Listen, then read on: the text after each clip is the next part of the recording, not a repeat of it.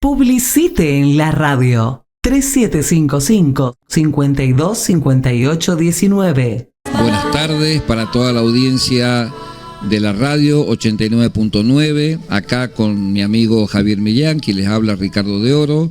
Seguimos en HDH, hablemos de historia. Bueno, un día más, Javier, haciendo lo que nos gusta, otro jueves, lo que preparamos también. Jueves. Sí. Vos sabés que yo espero los jueves, Sí. porque sé que los jueves está el programa, sé que voy a hablar de historia, que es lo que más me gusta. Fíjate lo que más me gusta es el derecho. Claro. Pero, bueno, teniendo en cuenta que mucho derecho aburre también. mucho derecho aburre. Hay que cambiar. La historia argentina es tan linda, la historia mundial es tan linda, sí. y sobre todo la argentina, que espero el jueves con ansiedad, créeme. Bien, yo también. Bueno, tenemos varios temas para el día de hoy. Vos sos el que dirigís hoy, colega, el tema de las anécdotas. Me gusta, yo soy sanjuanino, pero no soy un gran tomador de vino. Pero tuvimos el Día Mundial del Malbec y me gusta hacer un poquito de historia, como fue el tema del Malbec. Domingo Faustino Sarmiento en 1853 impulsó la modernización de la vitivinicultura nacional con la incorporación del Malbec. Para eso trajo un enólogo francés que se llamó Michel Aimé Pouget, que trajo las cepas de Malbec de Francia, pero lo mismo que la vaca y el caballo que vinieron de Europa y en la pampa argentina no salen idénticos a sus... encontraron la panacea, lo mismo ocurrió con el Malbec. Las cepas vinieron de Europa con este señor Michel Aimé. El clima, la tierra, etcétera, producen modificaciones. Exactamente, sobre todo el tema del clima, por eso que se da también la zona de Cuyo y Mendoza, ¿no? Cuyo, digo, bueno, San Juan también, San Luis y La Rioja. Y bueno, y encontraron un paraíso estas uvas, al punto tal que hoy el 80%, 85% del Malbec del mundo se produce en la Argentina. Qué bárbaro. Y tiene un éxito a Pero nivel... creo que es un vino a nivel reconocido mundial en los más grandes restaurantes de Europa y de Estados Unidos y de Asia, del Malbec, ¿no? Una vez más, Sarmiento tuvo esa visión. Se le pueden criticar muchas cosas a Sarmiento, sobre todo la parte ácida que tenía él en su carácter, pero de que el tipo era genial. Trajo el Malbec, lo trajo al francés para que empezara a trabajar. ¿Y qué hizo? Empezó ya, una vez que fue presidente, de 1868 a 1874, la creación de las escuelas de vitivinicultura, enología y fruticultura. Una especie de INTA, pero circunscripto, de lo que el INTA, pero circunscripto al tema de la uva Malbec. Y claro, de la uva y de la fruticultura. ¿Por qué? Porque el Malbec también lleva frutos como ciruela o mora. Por eso el color violáceo que tiene. Aparte de la uva, son taninos dulces y suaves con aromas a frutas negras, y ahí encontramos ciruelas y moras. Así que, como dice el dicho, larga vida al Malbec. Pero para que te cuento algo, como amante de la historia argentina y de la época de la independencia, creo que es la parte más linda de la historia argentina. Seguro. Te quiero contar una anécdota respecto del vino. Resulta ser que cuando San Martín es nombrado gobernador de Cuyo y comienza a preparar el ejército de los Andes, la trajo a su esposa a vivir con él. Fue el único tiempo que vivieron juntos, claro. Los únicos años que estuvieron juntos. Y resulta ser que... Buenas, un gusto saludarte. Resulta ser que la esposa de San Martín, acompañándolo en Cuyo, organizaba tertulias. Claro. Y en esas se iban formando las damas mendocinas. Claro, y en esas tertulias concurrían las jóvenes de Mendoza y concurrían los oficiales del ejército de los Andes. Claro. Sobre todo los granaderos, que eran una fuerza de élite y bueno, tenían el arrastre del mundo. Eran los Brad Pitt, eran los Millán Barrero de la época, por darle un nombre, ¿no es cierto? Y salvando diferencias. Sí. Bueno, la cuestión que en esas tertulias se conoce el general Lavalle, nuestro gran general Lavalle, Sí, sí, sí. que lo terminó fusilando a Dorrego, Bueno. como uno de sus errores, pero que fue un gran militar, que acompañó a San Martín, que peleó después a las órdenes de Bolívar, que estuvo en la guerra con el Brasil con una destacada actuación, que se destacó en la batalla de Riobamba, fíjate vos, Sí, sí. En inferioridad de condiciones, con fuerzas profesionales como los españoles, y él con un puñadito de granadero les dio una paliza fenomenal. Bueno, ese general Lavalle, cuando era joven, Claro. iba a las tertulias que organizaba La esposa de San la Martín. esposa de San Martín Claro. en Mendoza. ¿Y sabés con quién se conoce?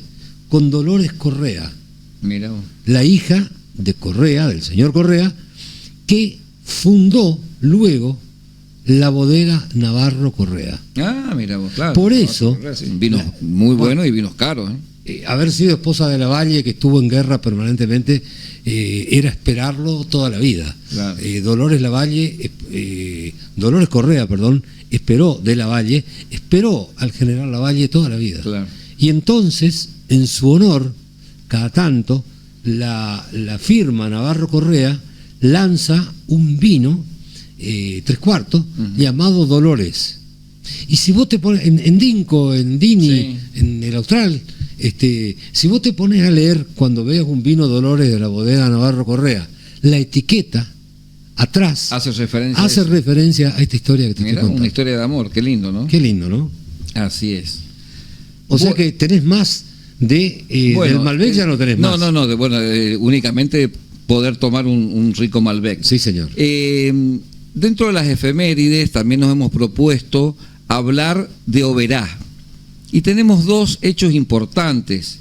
El primero, que fue la creación de la escuela 185, que tiene un principio de fundación el 18 de abril de 1931, que fue la primera escuela obereña dentro del casco céntrico.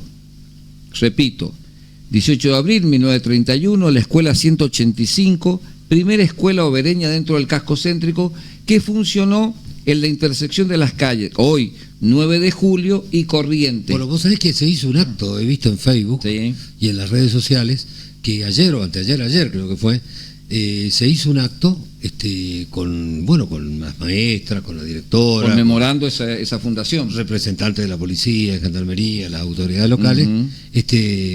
porque cumplía 95 años. Claro.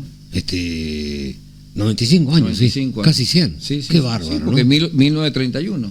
Se cumple 95 años. Y bueno, y había un montón de maestras conocidas, a quienes y maestros conocidos, Les mandamos a desde quienes un le mandamos saludo. un saludo desde acá. Exactamente. Bueno, uno de los primeros directores de esta escuela fue el señor Juan Areco, y es conocida como Escuela 185 Juan Areco, Toma el nombre del en maestro. honor a este docente que fue uno de los primeros directores. No estoy seguro si fue el primero o el segundo, pero fue uno de los primeros directores de esta escuela.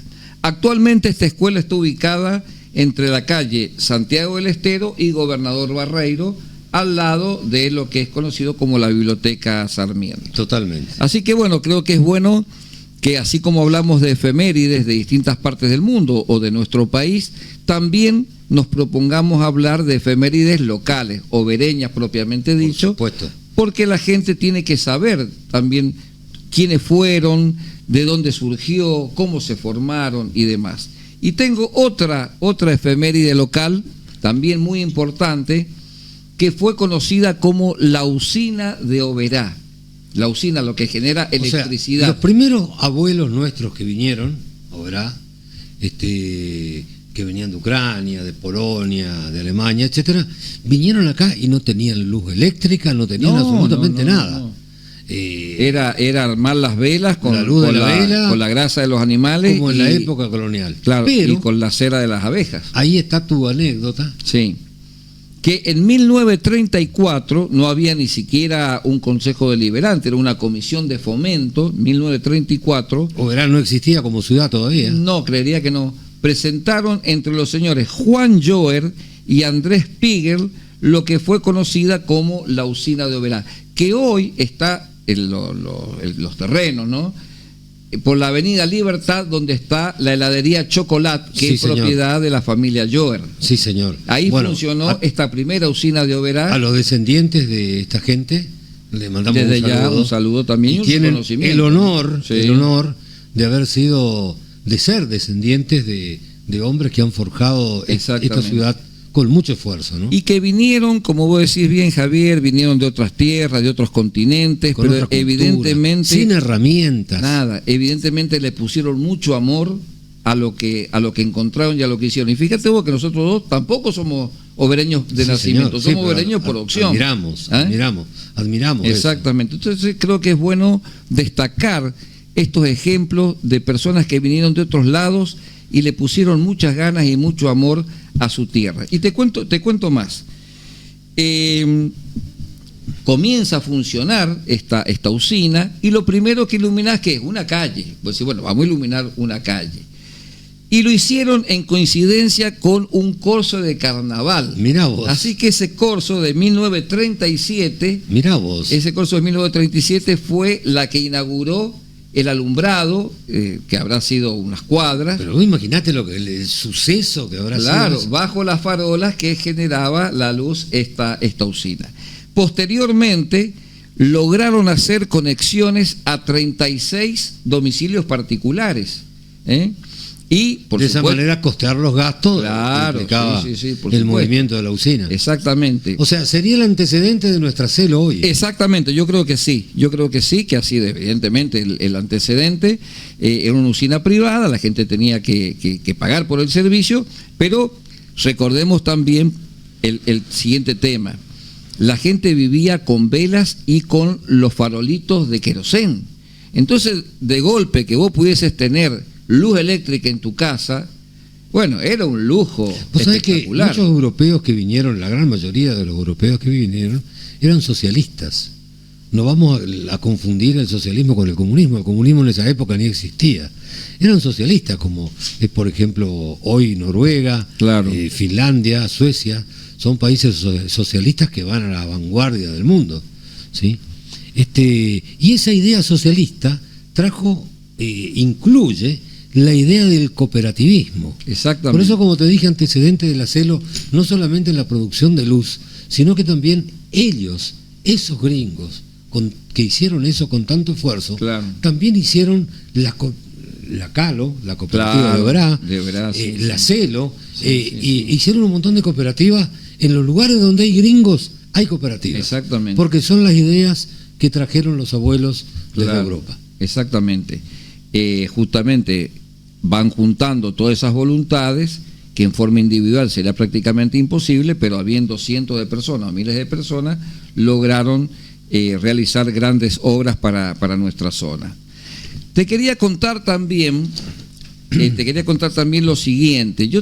Como estamos todavía en lo que ha sido la guerra de Malvinas, porque va del 2 de abril Me pongo nervioso. Solamente tocar ese tema al 14 me hierve la sangre. de junio, y gracias a Dios que terminó la guerra el 14 de junio, para no tener que lamentar más vidas, tanto argentinas como de otras fuerzas. Hubo una particularidad. En toda guerra, un ejército necesita comunicarse entre Sin sí duda, sin para duda. poder armar una defensa, para poder organizar un ataque. Es imposible pelear callado. Claro, digamos. sin comunicación es imposible. Es Que imposible. antiguamente eran los chasquis que iban a caballo y demás. Bueno, Los edecanes. los edecanes, exactamente. ¿Qué pasó en la guerra de Malvinas?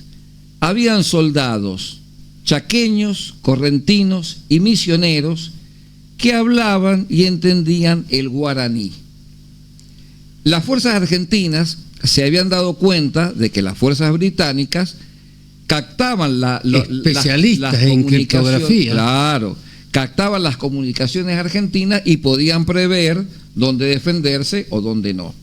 ¿Qué hicieron los oficiales argentinos con mucha lucidez? Empezaron con estos soldados que hablaban guaraní, empezaron a hacer las comunicaciones en guaraní. Por supuesto, los ingleses...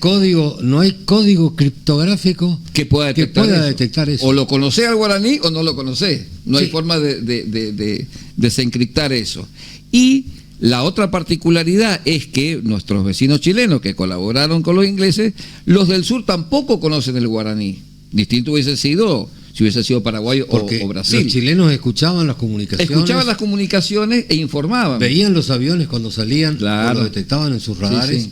Y le pasaban la información inmediatamente a los ingleses. Claro. ¿Pero qué pasó? A mi juicio una traición terrible. Sí. Pero también siempre digo, lo hicieron en legítima defensa. Y sí, porque después de Malvinas, las estrategias después de Malvinas le tocaba a ellos. Venía el Bigle. Exactamente. Sin duda. Bueno, por suerte terminó ahí, gracias a Dios. Entonces los oficiales argentinos, con gran lucidez, empezaron a hacer las comunicaciones en guaraní.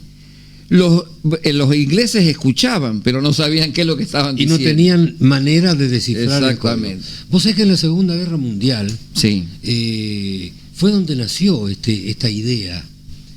Se llamó el Código Navajo. El Código Navajo. Resulta ser que los japoneses, en la última parte de la guerra, ya una vez vencido Hitler, la guerra siguió en el Pacífico, claro, con los japoneses. Y si los ingleses son especialistas en descifrar códigos a través de la criptografía, que es una claro. ciencia, imagínate los japoneses. Los japoneses son los maestros claro. de este tema. Y resulta ser que los yanquis se daban cuenta de que los japoneses le escuchaban la conversación, le escuchaban las comunicaciones y se adelantaban a los hechos. Y no en todos los hechos, sino en aquellos hechos importantes. Es como que la dejaban pasar claro. para que no se den cuenta en pequeñas cosas, y en las cosas importantes sí actuaban como que si supieran y lo sabían, claro. habían escuchado y interpretado el código. Entonces se le ocurrió, no sé a quién, traer indios navajos del oeste norteamericano, claro. que es un grupo muy reducido que habla una lengua que no tiene ninguna lógica ni nada que ver con el claro. latín. Claro. O conoces el navajo o no lo conoces. O no lo conoces, claro. no hay manera de interpretarlo. Trajeron el código navajo y en cada micrófono de comunicación había un indio navajo. Tal es así que un día, uno de los generales, ya en tierra, no recuerdo si no fue en la batalla de Iwo Jima o en una de las contemporáneas, le dice ya, le estaban tirando bombas los aviones norteamericanos. Claro. Entonces el tipo agarra, el norteamericano claro. también, en tierra, sufriendo el fuego propio, claro. agarra el micrófono y de bronca le dice, amigo, somos nosotros, claro. Pará el bombardeo. Y era tal el cumplimiento fiel de la orden del Código Navajo que le dijo, ¿querés que paremos? Trae el indio y hablarle en navajo al indio claro. que te va a estar escuchando y me va a traducir claro. a mí tu mensaje. Porque si no, no paraban. Y tuvieron que sacar un indio de entre las bombas, conseguir uno de los navajos, claro. lo llevaron, se comunicó con el otro navajo. Y ahí se dieron cuenta que era la fuerza propia. Navajo, porque tenían orden estricta, que si no era a través del Código Navajo, no podían cumplir ninguna orden. Claro. No importa que fuera el bombardeo. No importa nada. Que fuera el bombardeo o lo que sea. Solamente se escuchaba el Código Navajo. Claro. Así que lo que pasó en Malvinas, bueno, esas son las con curiosidades. El lunfardo también, sí. En su época trataron de disimular algunos mensajes. Sí.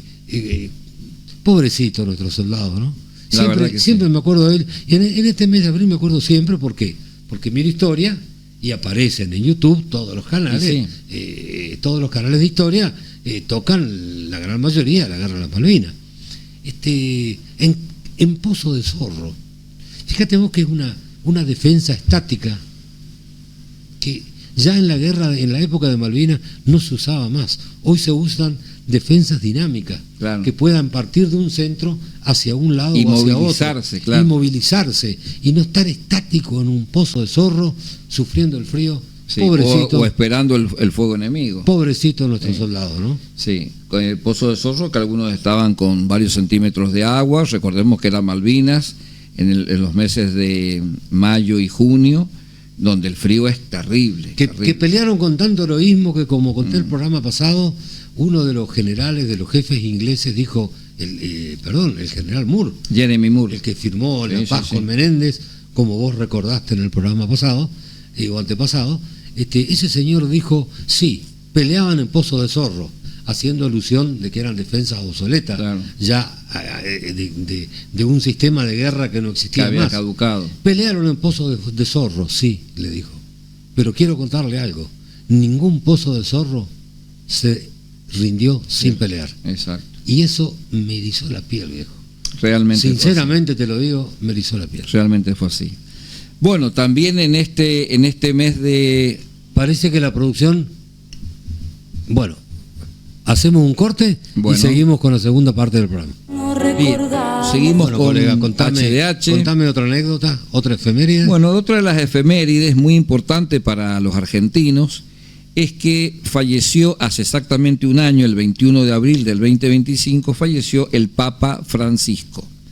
Papa argentino, por primera vez en la historia que un Papa argentino o sudamericano llega al papado en Roma. El Papa Francisco había nacido el 17 de diciembre de 1936. Desde joven ya tuvo una vocación religiosa, por seminarista, y se destacó por tener un gran compromiso social. En épocas duras, muy duras, como fue la dictadura militar, que fue desde 1976 hasta 1983. En donde hubo mucha gente desaparecida, no nos vamos a meter en ese tema, pero hubieron también muchos curas desaparecidos. Sin duda, sin duda. Y la otra gran virtud del Papa Francisco fue la colaboración con lo que nosotros hoy conocemos como los curas villeros. Recordemos que con Juan XXIII, el Concilio Vaticano II, que empiezan a darle un tinte más social a la Iglesia, por ejemplo, dejar de dar las misas en latín y pasarlas a dar en el idioma de cada país. Sí, señor.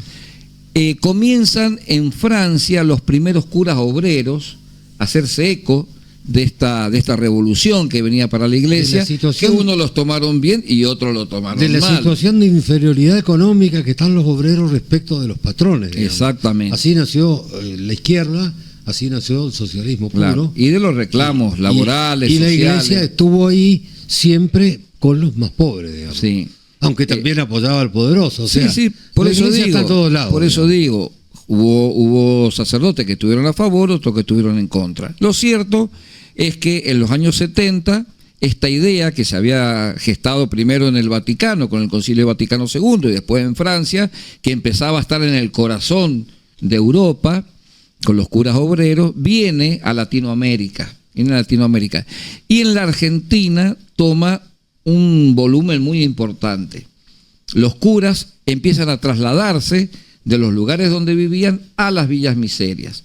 Y acá Francisco tuvo mucho que ver, o Bergoglio, porque en esa época era Papa todavía. Era Jorge Bergoglio. Sí, señor. Exactamente. Entonces empiezan a convivir con la gente humilde, empiezan a llevar la misma vida, que es lo que proponía Cristo, Jesús, a llevar la misma vida que la gente a quien ellos le predicaban. La verdad, toda una revolución para la época. Del otro lado, como vos bien decís, había otra iglesia, otros curas que estaban con los poderosos, los empresarios. Las iglesias están en todos lados y eso no pasa solo en la católica. No, en todos lados. He visto pastores fotografiarse con políticos mucho más sin que ningún problema, sin criticar a nadie. Y ahora tenemos varios que son lo que políticos. me veían en Instagram, yo estaba revisando mi llavero, porque bueno, parece que quedó en la camioneta.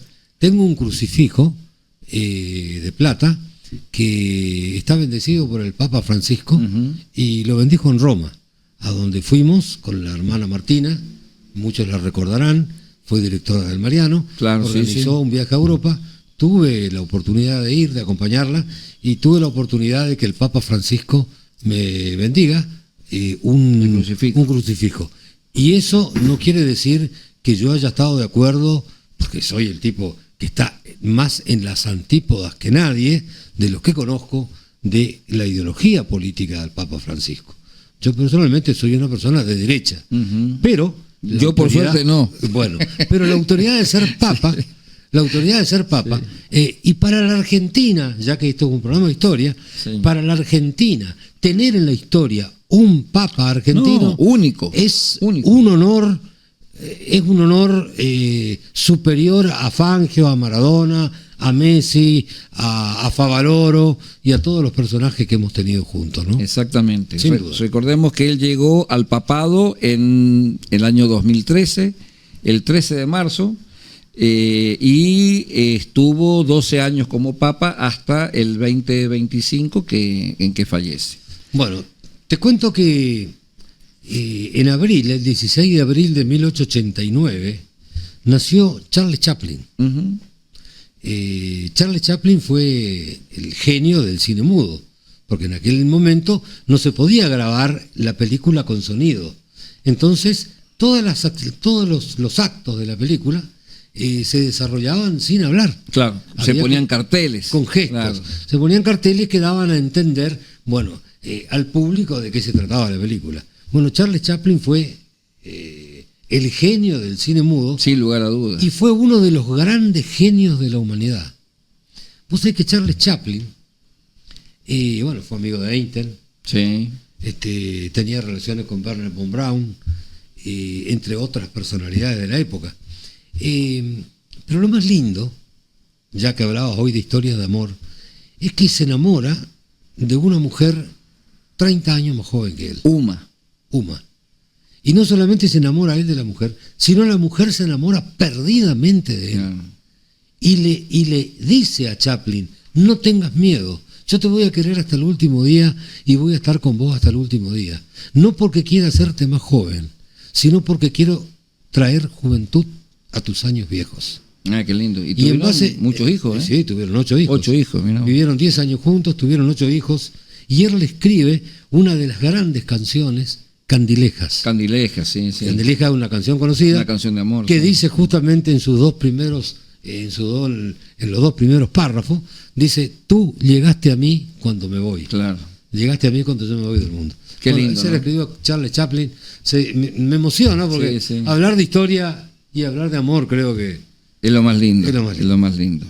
Bueno, también quería que recordáramos, Javier, hace poquitos días que ha partido de acá un gran artista como fue Luis Brandoni, un hombre comprometido también con la política no voy a entrar en la política de Luis Brandoni, sino digo un hombre comprometido con el aspecto social de la Argentina. Bueno, yo principalmente coincido en casi el 100% de las cosas políticas que hablaba Brandoni. Sí. Porque encima lo hacía con mucho respeto, sin insultar a nadie. No, un tipo que le dio jerarquía. Se podía sentar en la mesa de Mirta Legrand y hablar de política con personas que pensaban totalmente distinto a él, sin discutir, sin pelear, sin agredirse, ¿no? La vida que él llevaba no tenía nada que ocultar, ¿eh? Sin duda. Y fue perseguido, la pasó mal.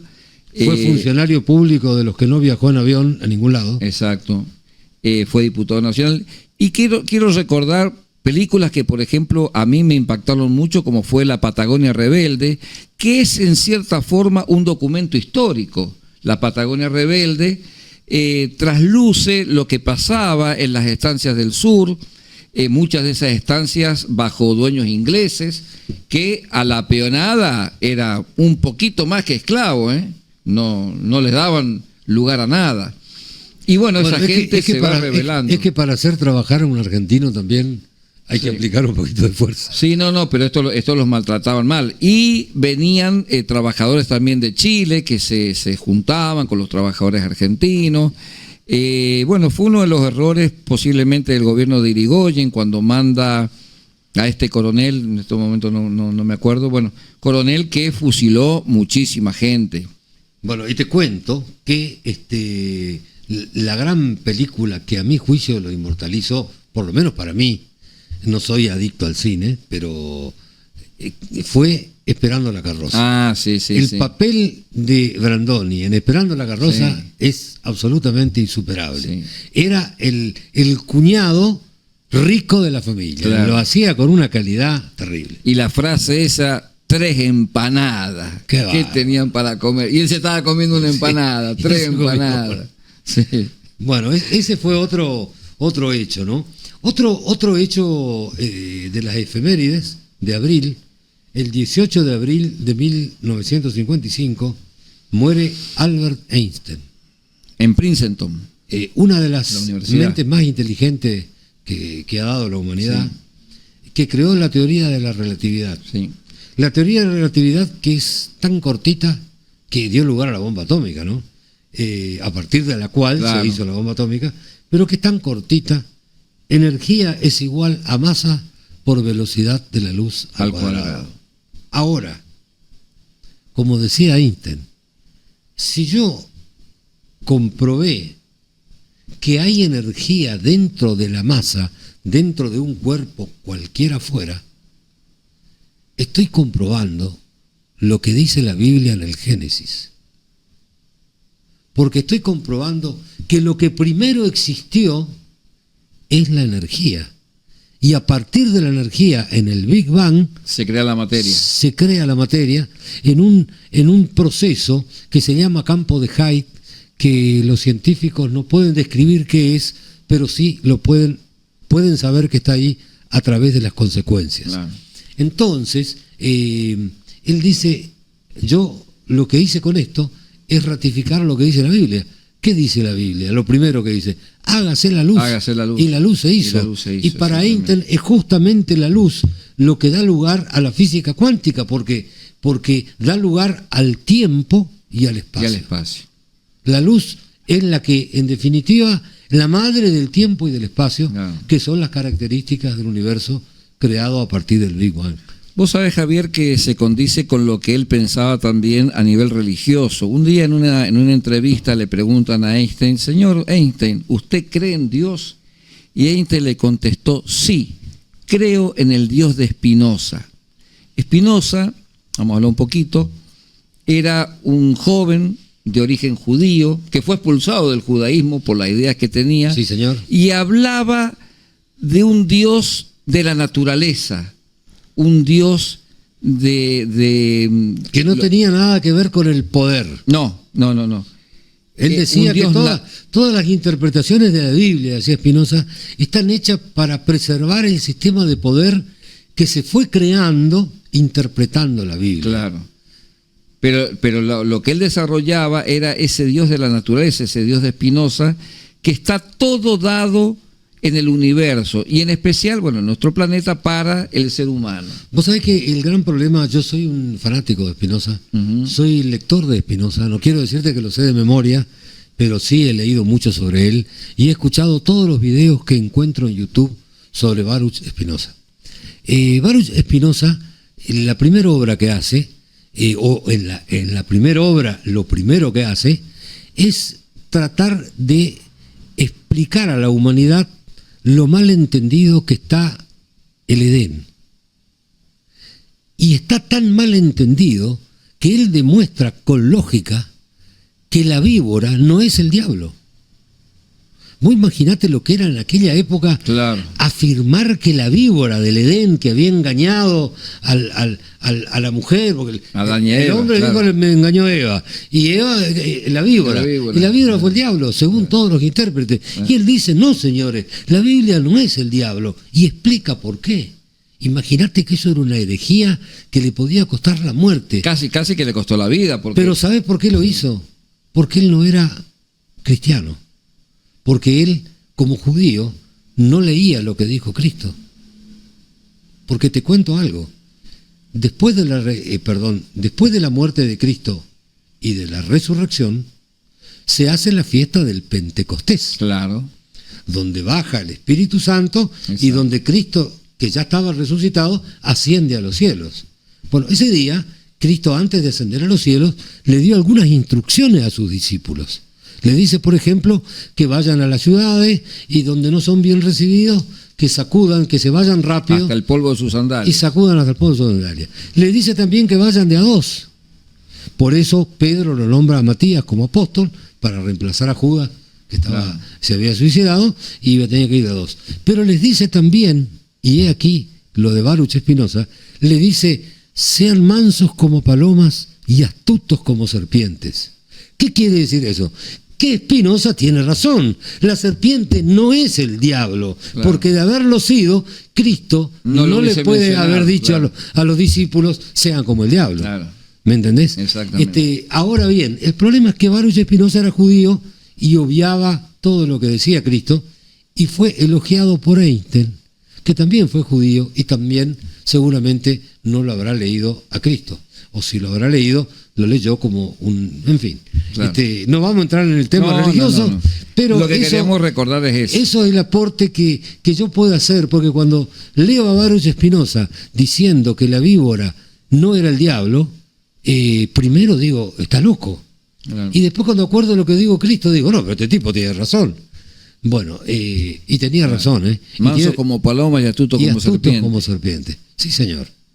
Así es. Bueno, seguimos con las... Sí, señor. Seguimos con las efemérides. Sí. ¿Qué otra Después, cosa si, tenés? si después tenemos un corte musical, le vamos a pedir a nuestro musicalizador que ponga Candileja, Que ponga porque es un tema muy Candileja. lindo. Que ponga Candileja. A Roberto. Sí, señor.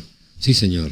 Bueno, te cuento que también murió el 19 de abril del 82, muere Charles Darwin. Ujú. Charles Darwin, ni hablar, ¿no? Es, La evolución de las especies. claro, es el hombre que entendió cómo evolucionaron las especies y cómo evolucionó inclusive el hombre. sí. Claro, según la Biblia, el hombre fue creado en un solo acto. Claro, la supervivencia del más acto. decía. Pero vos no te olvides de que un día para Dios, no sabemos la cantidad de tiempo, según nuestra manera de contar el tiempo, que puede ser, un día pueden ser 1000 años, pueden ser miles de años, millones de años, razón por la cual la teoría de este muchacho Darwin tampoco es tan desatinada y tan antibíblica. No, aparte, científicamente está probado. No nos metamos en el tema bíblico ni de dónde descendía, pero de que las especies evolucionan, eso evolucionan. No hay vuelta que darle. de que los Nada que es no- estático. De los que no se adaptan a lo nuevo, a los cambios, perecen y desaparecen, está probado. O sea, en Sí. eso Darwin no se equivocó. Sin duda. Después compartir o no la evolución de que el hombre viene del mono, es otra historia. Lo que pasa es que ahí tuvo el error de Darwin, Claro. al afirmar de que el hombre venía del mono. Y habría que ver si fue el mismo Darwin o a veces los que interpretan a... La Biblia también tiene ese Claro, problema de las exactamente, interpretaciones. la famosa Vos sabés que, pero en definitiva fue el único hombre que le compitió a la Biblia y no sé si le ganó, pero le empató. Sí. Por lo menos le empató. Charles Darwin se equivocó al decir que el hombre venía del mono, y los que vinieron después de Darwin, que superaron su teoría, se dieron cuenta de que no, el hombre no viene del mono.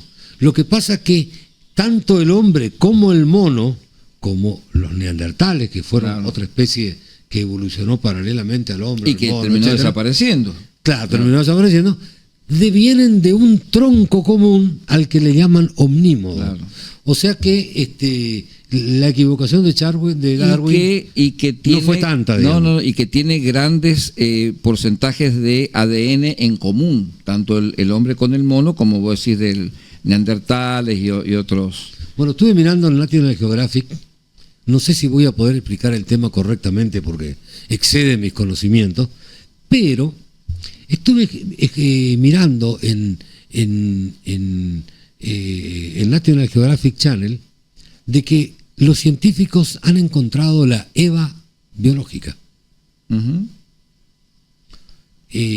Resulta ser que los hombres que vivimos hoy, tenemos todos un gen que lo transmite solamente una mujer.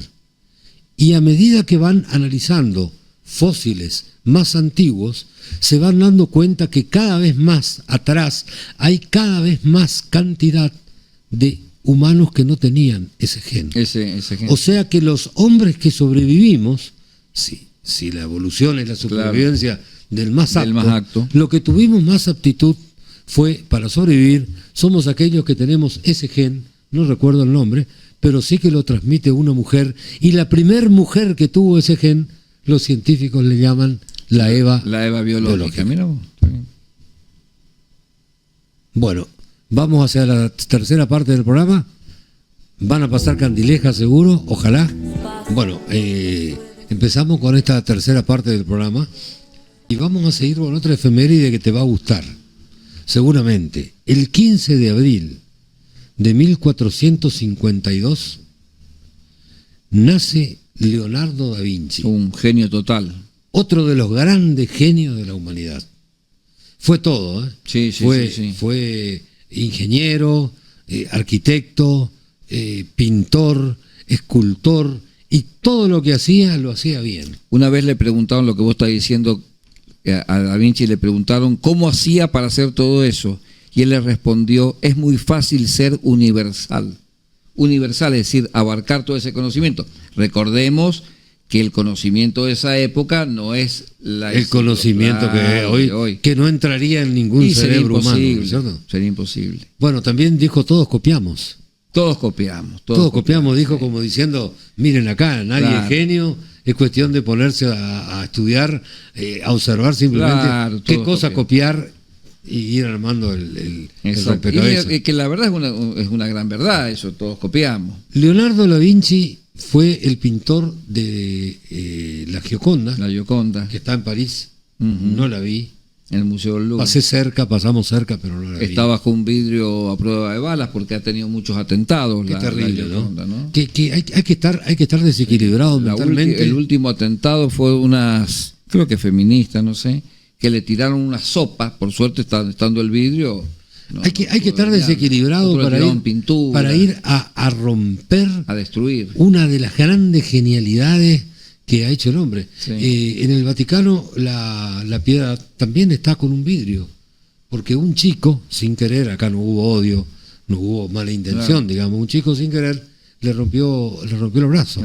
Y se restauró, y bueno, se pudo restaurar bien. Y ahora hay que proteger todas estas obras de arte con vidrio a prueba de bala. ¿A dónde llegó la humanidad? Que tenemos que proteger con tanques de guerra cosas que son hechas por genios, que gracias a Dios los hemos tenido, porque han hecho nuestra civilización, y que es muy difícil que se repitan. Guarda. Sí. Lo mismo con la música clásica, ¿viste? Después de Mozart, Beethoven, etcétera, no han surgido otros genios de la música a ese nivel. A ese nivel. ¿No? Sí, señor. Vivaldi. Sí, señor. Bueno, te cuento que Leonardo da Vinci fue el que pintó el famoso cuadro La Última Cena. Exactamente. Creo que todos tenemos en mente y nos imaginamos cómo fue la última cena de Cristo, antes de la crucifixión, ¿no? Claro. Antes de la traición de Judas, claro, y la crucifixión. Que cuando se instala la Eucaristía. Cuando se instala la Eucaristía, cuando Cristo instala la segunda alianza, que Él dice nueva y eterna, y cuando en definitiva dice: no se van a sacrificar más corderos en honor a mi Padre para el perdón de los pecados. Esta vez el cordero es Él. Voy a ser yo. Claro. Y lo fue. Y con eso redimió los pecados del mundo. Bueno, ahí dijo: recuérdenme con pan y vino, lo que vos decías. Sí. Y todos nos imaginamos cómo fue esa cena, porque hemos visto el cuadro de Leonardo da Vinci, La Última Cena. Bueno, después se han creado un montón de cosas nuevas que han aparecido ahora, con el Código Da Vinci, claro, con que supuestamente hay lugares donde están vacíos en el cuadro La Última Cena, pero ahí debería estar una supuesta esposa de Cristo, y un montón de pavadas que se dicen sin fundamento y sin ningún fundamento histórico que avale, claro, una conclusión de esa naturaleza. Recordemos también que en esos años en donde le tocó desarrollarse a Leonardo da Vinci y otros artistas, estaba muy fuerte lo que conocimos como la Inquisición. Sí, señor. Y en donde si vos, lo mismo que le pasó a Galileo Galilei, y en donde si vos no coincidías con lo que ellos decían, a Baruch de Spinoza, y a otros tantos, a Giordano Bruno, en donde si vos no coincidías con lo que ellos afirmaban, tu vida corría un peligro, ¿cierto? La estructura del poder afirmada. Y no cualquier muerte, o sea, una muerte tortuosa, fea, sí. Una muerte entonces, en la hoguera, digamos. Claro, sí, en la hoguera, en la horca, etcétera, bajo tortura. Entonces, todos estos artistas geniales, tenían que transmitir una enseñanza un poquito solapada, digamos, ayornada con la religión. Por ejemplo, Miguel Ángel, todo lo que pintó, Rafael, claro, que pintaba los angelitos, ¿no es cierto? Obras geniales que tenían que estar acorde a la religión, porque un liberal, o sea, un Millán Barredo ahí era candidato a la hoguera. Ya. Seguro. Imagínate que si acá no verá, claro, más de uno lo habrá propuesto como posibilidad, claro, lo que hubiese sido en la Edad Media. No, ahí va seguro. Si te agarraba la Inquisición, fuiste. Pero vos sabés qué lindo ser libre de pensamiento, y poder pensar así, exacto, y sobresalir de la manada, porque creo que debe ser tan feo vivir mezclado en la manada y no haber sobresalido nunca en nada, aunque tenga un 0 kilómetro y una casa, que los que somos rebeldes también la tenemos. O sea, no creo que la sumisión se pague con no, pero más allá, precio. Está bien lo que decís, pero más allá de eso Pagar también un sueldito, una casa y un auto, el libre pensador. Con la sumisión en el Sí. pensamiento es mal negocio, claro. ¿no?